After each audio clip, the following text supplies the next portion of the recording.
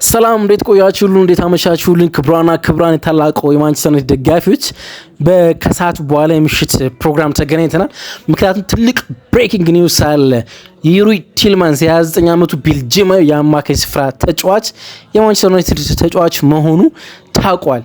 ፍጹም ያልተጠበቀ አግራሞት የሚጭር ግን ደግሞ በጣም ድንቅ ዝውውር ማንቸስተር ዩናይትድ ጨርሷል። እንደምን አላችሁልን? በድጋሚ ስላገኘኋችሁ በምሽት በጣም ደስ ብሎኛል። ይህም ፕሮግራም ልንሰራ ከእናንተ ጋር ተገናኝተናል። ፍጹም ያልተጠበቀ ዝውውር ነው። የትኛውም ታብሎይድ፣ የትኛውም ጋዜጣ፣ የትኛውም ትራንስፈር ለሚጽፍ ሚዲያ ከዛሬ ከሰዓት በፊት ስለዚህ ዝውውር ምንም ነገር አልጻፈም። ግን ማንቸስተር ዩናይትድ አስደናቂውን ዝውውር መጨረስ ችሏል። ባለ ብዙ ልምድ ድንቅ ተጫዋች ከጥቂት ዓመታት በፊት 80 እና 90 ሲጠራበት የነበረ ግን የኦልድ ትራፎርድ ላይ የሚተቀመጠውን አነስተኛ ገንዘብ ማንቸስተር ዩናይትድ በመክፈል ማስፈረም ችሏል። ስለ ተጫዋቹ ስለ ዝውውሩ ብዙ ልናወራ ተገናኝተናል። ሌላም ሰርፕራይዝ ሊባል ላይችል ይችላል፣ ግን ትዊስት ቢድ አለ። ወደ ኤደርሰን በጉዳት ምክንያት ከዝውውሩ ወጥቶበት ወደ ነበረው ዝውውር ማንቸስተር ዩናይትድ ሊመለስ የሚችልባቸው ሁኔታዎች እንዳሉ መረጃዎች ተሰምተዋል። እሱንም እንነጋገራለን።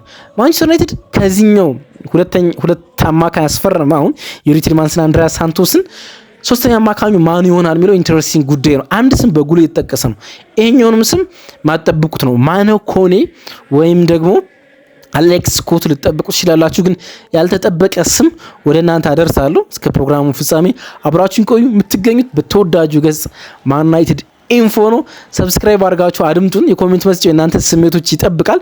የዩሪ ቲልማንስን ዝውውር እንዴት አገኛችሁት ብጽፉልኝ በጣም ደስ ይለኛል። ላይክ አድርጋችሁ ቪዲዮን ጀምሩ። የምትገኙት በድጋሚ ማን ዩናይትድ ኢንፎ ላይ ነው።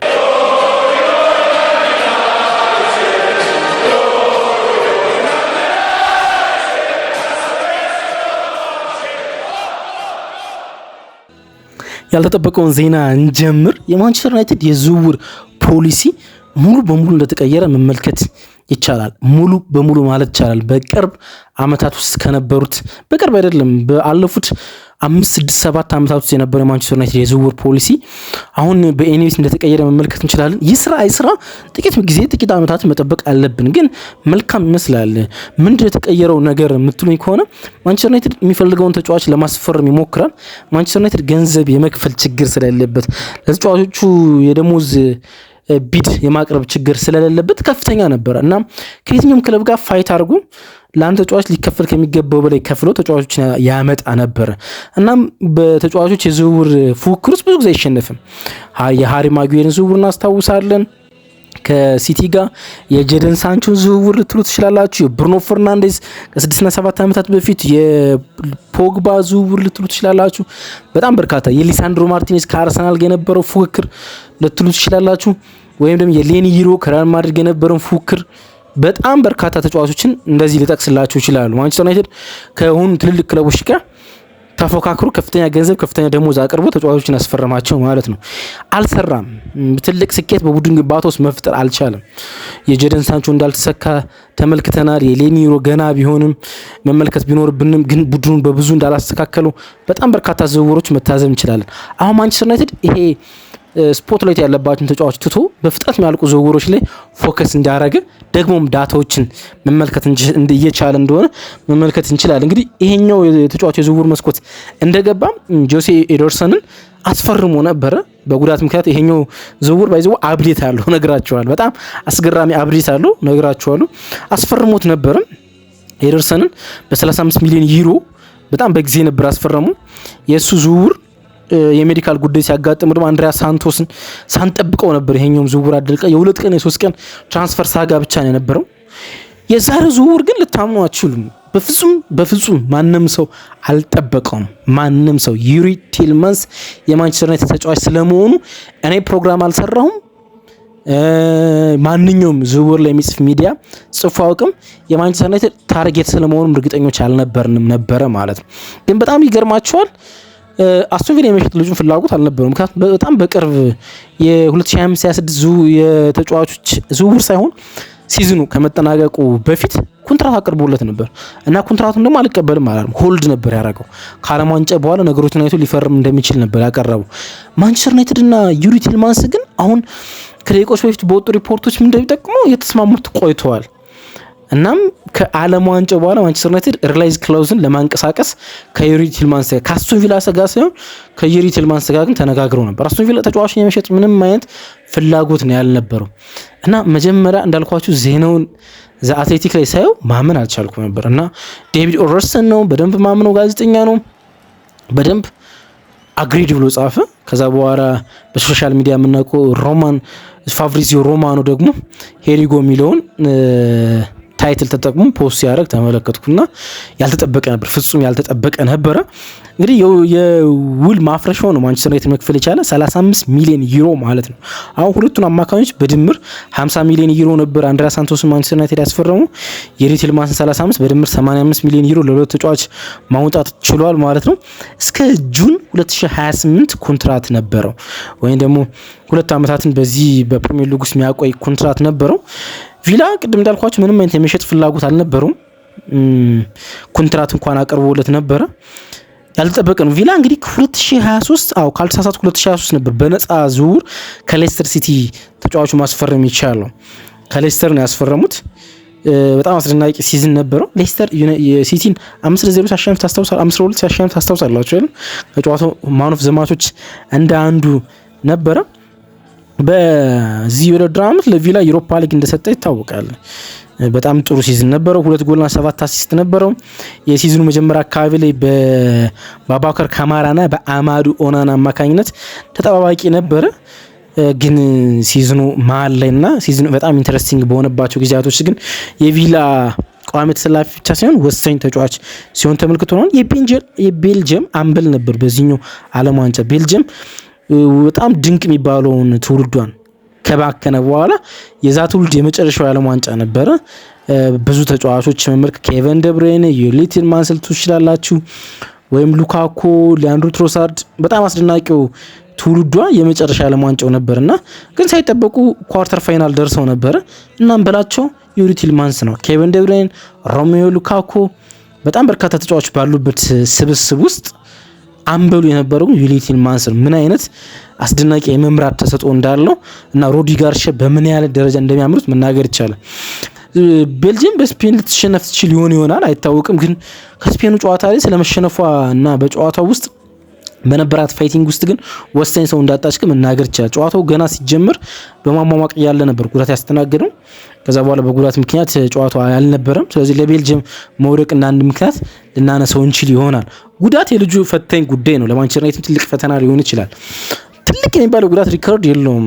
አሁን ሲዝን ያህል የሚጠፋበት ምናምን እንደነ ሉክ ሾው ምናምን ግን በሲዝን ውስጥ ግን በመሀል 2 ወራት ሲጠፋ ግን ልትመለከቱት ትችላላችሁ።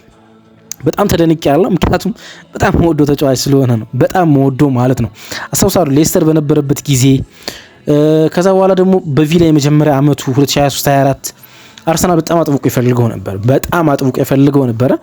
ሌስተር ተጫዋቹ መሸጥ ፍላጎት ባልነበረው ጊዜ የተጫዋቹን ኮንትራት አስፈርመዋለሁ ያለ በሚፈልግበት ጊዜ ነው በነፃ ዝውውር አጥቶት ወደ ቪላ ሲገባ የተመለከትነው ማለት ነውና ቪላ በእርግጠኝነት የውል ማፍረሻ ባይኖረው ኑሮ ይሄን ተጫዋች ከ60 ሚሊዮን ዩሮ በታች ሸጦ በጣም በእርግጠኝነት የሚናገረው ማለት ነው።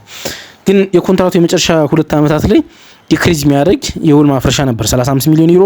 የሚቀጥለው ዓመት ደግሞ ወደ 25 ሚሊዮን ዩሮ የሚያጥር የውል ማፍረሻ ነበረው። ማንቸስተር ዩናይትድ ትሪግ ማድረግ የቻሉ ይሄኛውን የውል ማፍረሻ ነው። መሪ ነው ያስፈረምነው፣ ኳሊቲ ያስፈርመናል፣ ቴክኒክ ያስፈርመናል፣ ከቦክስ ውጭ ሹተር ያስፈርመናል፣ ኤክስፒሪየንስ ያስፈርመናል። ዩሪ ቲልማንስ ጋር እንደዚህ ተጫዋቾች የምታገኙት 8 እና 6 መሆን ይችላል። ቦክስ ቱ ቦክስ በጣም አስደናቂ ነው። እንግዲህ የምናነሳቸው ነጥቦች አሉ አይደለ?